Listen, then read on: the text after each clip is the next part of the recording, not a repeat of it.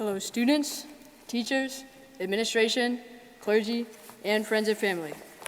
I would especially like to give a big thank you to my parents, without whom I literally would not be here.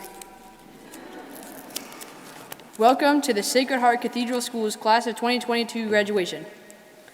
My name is Alexander, but most of you guys in the audience know me by my last name, Medlyn. This class and this world have been through a lot since tiny versions of us stepped into kindergarten classrooms, thinking that we were big boys and girls because we were able to sit through 7 hours of school.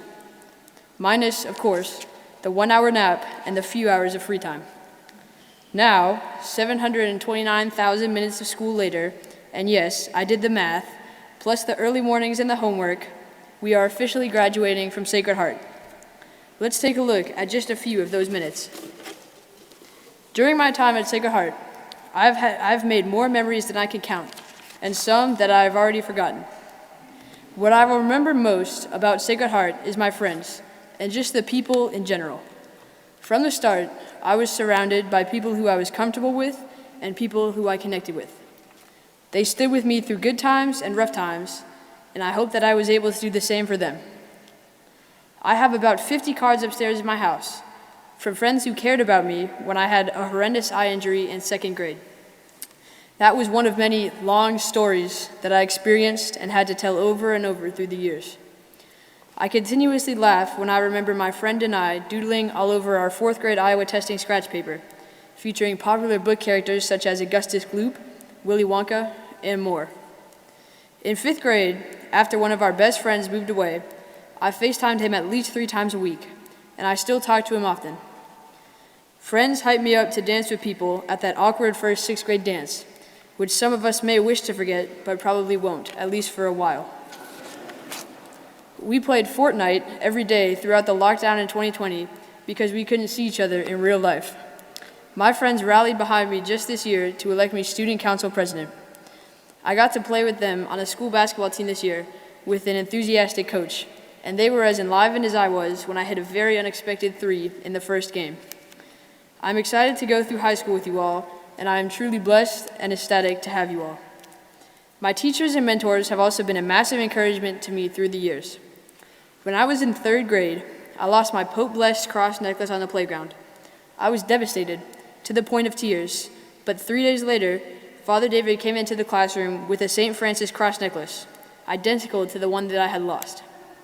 Even though we found the original one months later, this was still one of the most meaningful things anybody has ever done for me.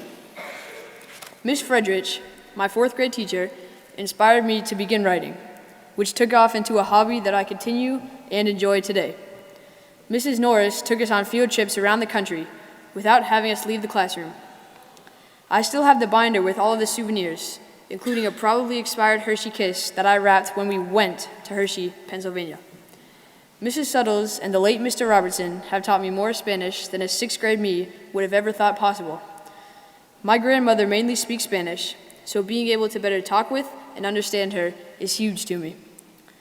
I will always remember my moment of panic when I first walked into the student council as newly elected president, and Mr. T jokingly said that the first topic of discussion would be impeachment. Even on the rainiest, dreariest Monday mornings, Mr. T will always greet you with a smile and try his best to improve your mood.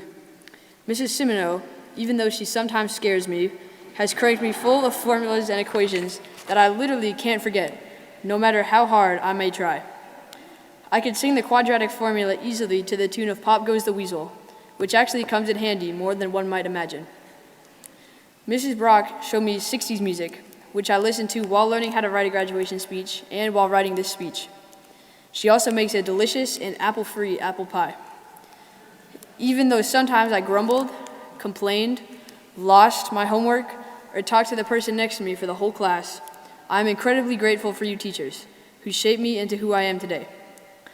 I have always heard that a short speech is a good speech, and I'm pretty high on time already, so I'm going to leave you all with a few short words of advice.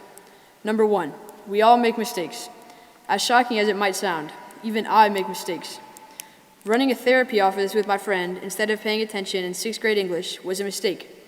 I didn't do great on that test, earning a 32. Saying, "Don't worry, I'll write my graduation speech later," was definitely a mistake. What I'm saying is, learn from your mistakes. Don't be ruled by them. You are much more than your mistakes. Number 2, paraphrase from President Kennedy. All problems are made by people.